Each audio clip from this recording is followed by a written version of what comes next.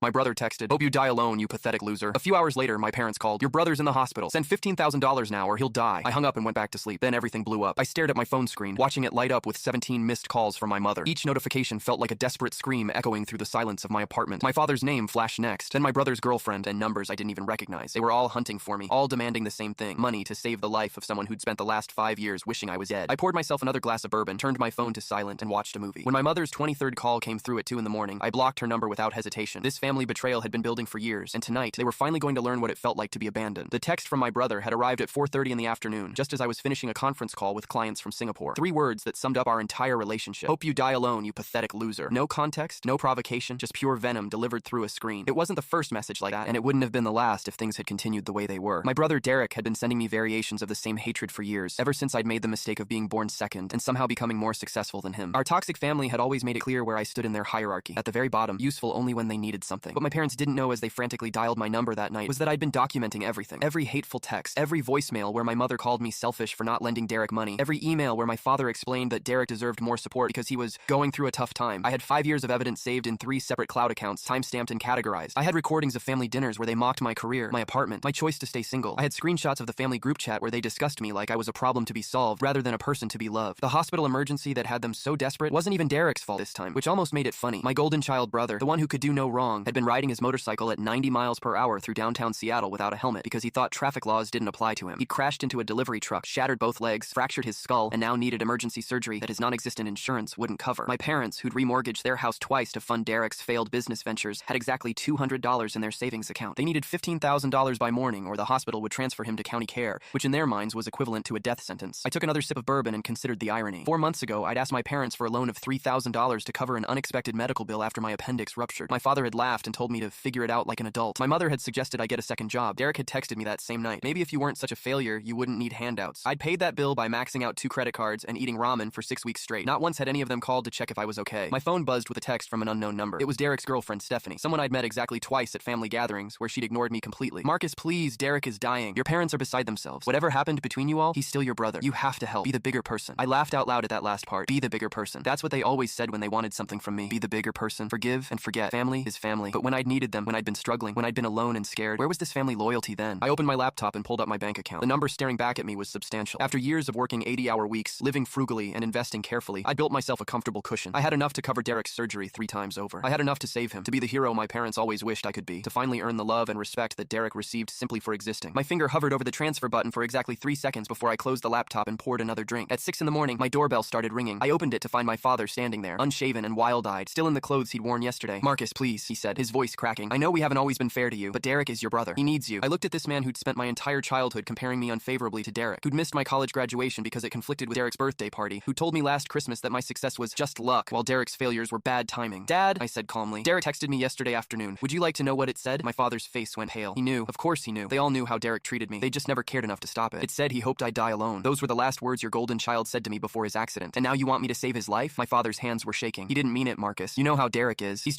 stressed. He's been going through things." I held up my hand to stop him. "He's been going through things for 5 years, Dad, and every single time you've excused it. Every time he's cruel to me, you tell me to understand. Every time I ask for help, you tell me to grow up. Well, I grew up, and I learned that family is supposed to be there for each other. But this family was only there for Derek. The revenge story I was about to unleash had been years in the making, though I hadn't consciously planned it. Every ignored cry for help, every dismissive comment, every family event where I was treated like an obligation rather than a son had been building to this moment." My father stumbled backward, his face crumbling. "So you're just going to let him die? Your own brother?" I smiled, and it wasn't a nice smile. "I'm going to do exactly what you taught me to do, Dad. I'm going to figure it out like an adult. Derek's an adult too. I'm sure he'll manage." I closed the door in my father's face and listened to him sob on my doorstep for 20 minutes before he finally left. My phone had 48 missed calls now. My mother had sent me a text. "How can you be so heartless? What kind of monster refuses to help his own family?" I screenshot it and added it to my collection. What kind of monster indeed. By noon, the situation had escalated in ways I hadn't anticipated. My mother had posted on Facebook about having an ungrateful, selfish son who was letting his brother die. She hadn't named me, but she tagged enough family members that everyone knew who she meant. My aunt, my cousins, people I hadn't spoken to in years were all commenting about what a terrible person I was. My uncle called me directly and screamed at me for 15 minutes about family obligation. I listened to the whole thing without saying a word, then added his number to my block list. What none of them knew was that I'd already made some calls of my own. I'd contacted 3 of my mother's sisters, the ones who'd always been kind to me, the ones who'd noticed how differently I was treated. I'd sent them screenshots of Derek's messages, recordings of family dinners, every piece of evidence I'd collected. By 3 in the afternoon, my mother's Facebook post had been deleted, and she'd posted a new one apologizing for speaking in anger during a difficult time. My aunt Rebecca had apparently called her and threatened to share the truth about how they'd been treating me with the entire extended family, but I wasn't done. This toxic family had spent years making me feel feel worthless, and now they were about to learn that their pathetic loser son had more power than they'd ever imagined. I made one more call, this one to my cousin James, who worked in medical billing at Seattle General. "Hey James," I said casually, "I need some information about a patient." What I discovered made my blood run cold and my resolve turned to steel. Derek's hospital bill wasn't $15,000, it was $8,000. My parents had inflated the number by $7,000, probably planning to pocket the difference or pay off their own debts. They'd been planning to scam me even in their moment of desperation, even when they were supposedly begging for their son's life. This family betrayal went deeper than I'd thought possible.